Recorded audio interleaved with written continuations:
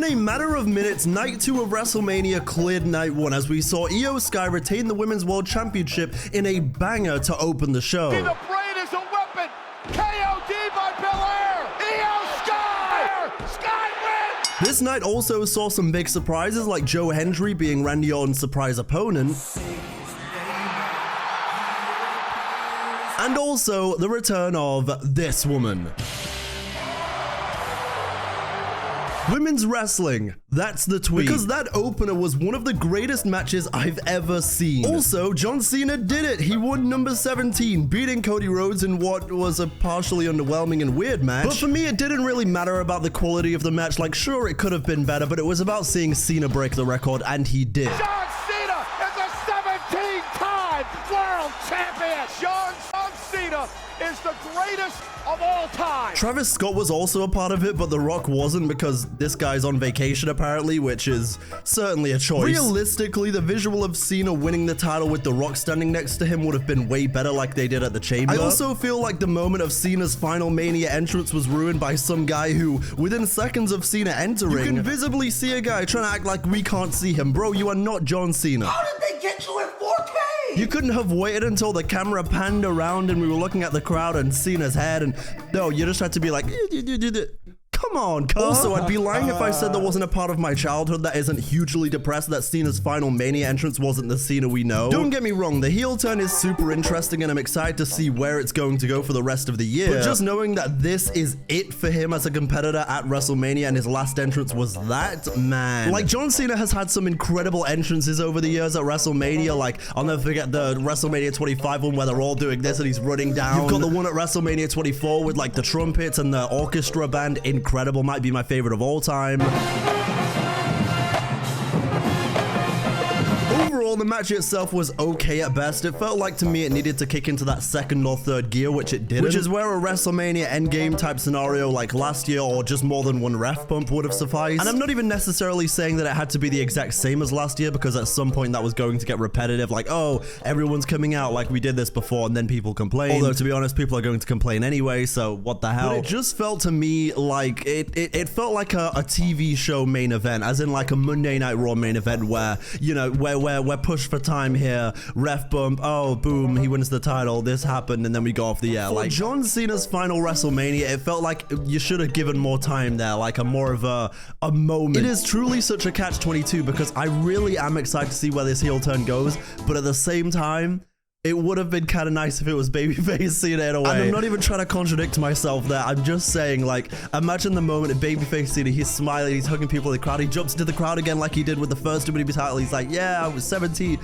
Man, fuck this. But let me tell you, something that completely delivered: the three women in the opening match. They went out there at the start of the show and said, y'all should have let us main event, with all due respect. And that's not me saying that Punk main eventing wasn't great, because that match was also incredible. But I think it's safe to say that these three women are the best women's wrestlers in the world today, period. But women's wrestling across the board right now is sensational. Whether it's a timeless Toni Storm, who has been on the run of her roaring 20s life, darling, or Stephanie Vaquer, Julia, I could go on and on. There's a lot of talented women in the game right now. This match was so fluid, it was so well put together, so well executed, it had crowd investment, it's chef's kiss. And honestly, now that I'm thinking about it, I mean, they never would have done this, but the play really should have been Punk, Reigns, and Rollins main event night 1, and then the girls main event night 2. That's how, if we would have known how good this was going to be, that's what I would have done. Like, with all respect to John Cena, that match just wasn't a main event, but those triple threat matches, ooh. And don't even get me started on that SmackDown Tag Team TLC triple threat match, because if that was on this card as well, I'm getting a triple threat tattoo. Triple threats are the truth. It eventually comes to an end with a KOD from Bianca Belair into a pinfall, interrupted by an over the moonsault. The brain is a weapon.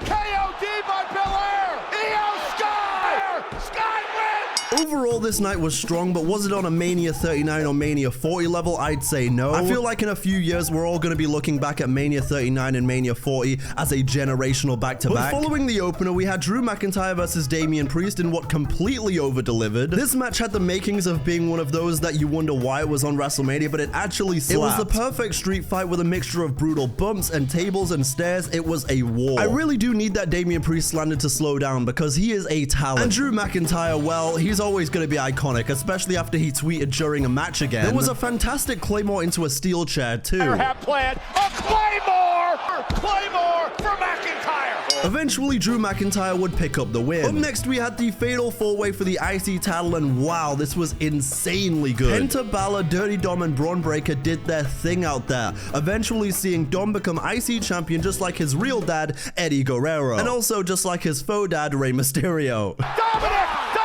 with a frog splash. Balor, Dominic. This match was a freaking car crash in the best possible way, but I want to say, recently, Finn, I've been noticing you've been slowly letting old Finn Balor creep into that entrance. Honestly, the day I see Demon Finn again, I'm gonna lose it. This is how it begins. It starts with him getting out of Judgment Day, then he goes back to wearing trunks, and then boom, Demon Finn is world champion at SummerSlam 2026. Dominic Mysterio has quickly risen into a fan favorite, and justifiably so, because he is really that good. The moment after the match where he runs back down the ramp to celebrate, man, babyface Dom is loading, and it's Latino heat. Also, I'd be remiss not to quickly mention this spot.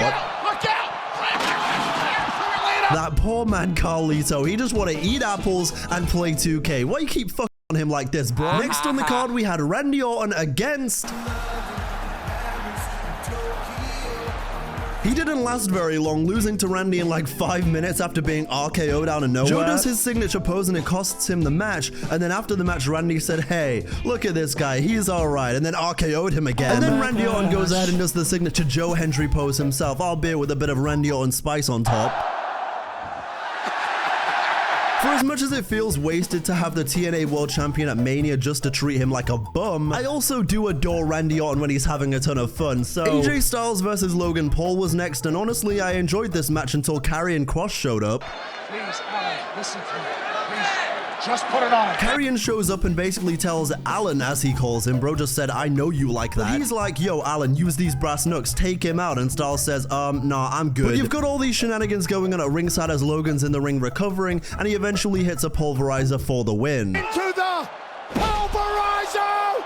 Logan Paul beats AJ Styles! It's a really weird one with Logan, because while I don't agree with everything he does, I'm not gonna sit here and pretend like he doesn't deliver either. I actually feel like the coldest take you could possibly have nowadays is Logan Paul bad, because he just isn't. You can disagree with the kind of person a wrestler is, but in ring he's solid, and you're insane if you think they're not gonna make him world champion someday. And I'm not talking about the WWE Championship, by the way. I'm talking about like the big gold, the World Heavyweight Championship. And that, ladies and gentlemen, is a hot take. Speaking of hot, Vanessa Hudgens was in the crowd again because hot girls love pro wrestling. I think hot girl in the front row is going to love a pro wrestling lawsuit after what Stone Cold did to her. Stone Cold comes out to announce the attendance record, and on his quad bike he doesn't quite get the turn right. At WrestleMania! You never had him chasing around in that thing! If I'm that girl, I'm selling like Victory Road Jeff Hardy, I'm selling like Austin in the neck brace, I'm selling like Rey Mysterio after the limo. No, I can't remember anything. I think some compensation in the form of some free tickets or maybe a seat on the board would help jog my memory. I would have played the Triple H card. I'd like to talk to your manager, Nick Khan. Got a little bit of a head cut right there, huh? You bleeding, huh? Taking the bums tough, huh? Big f***ing deal. Also, when you think things can't get any more crazy, another fan got hit with a fucking golf cart outside WrestleMania.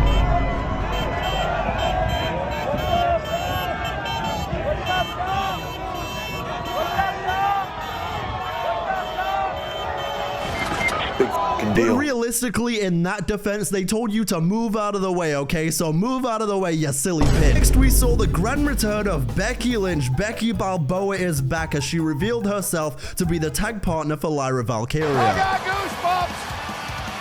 The man has come back around! The Irish duo would go on to win the women's tag titles after defeating Liv and Raquel, making Lyra a double champ. She's got Morgan! There it is! The manhandle slam! Becky and Lyra with the gold!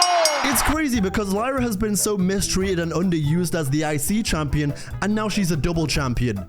Why now not? Let's talk about the elephant in the room around this match, the hatred that quote-unquote Becky Hogan is getting. People are complaining, saying she stole a spot from Bayley, she politicked, she didn't steal anything. Triple H is really the one to blame. He had this as the plan the whole time, apparently. Why would you even build a tag title match just to ride out a completely healthy woman? You quite easily could have ran Roxanne versus Bayley and just had Lyra looking for a partner the whole time. Maybe you run back the Tatum-Paxley interactions and then Tatum gets written out, in comes Becky. Listen, Triple H, congrats on the ring and everything, congrats on the Hall of Fame, big deal. heel, but you really did go ahead and set up Becky Lynch in this one. Like, the slander she's getting right now is completely unjustified. Should this have come at the cost of Bayley? Absolutely not. Is this something Becky actively campaigned for? Obviously not.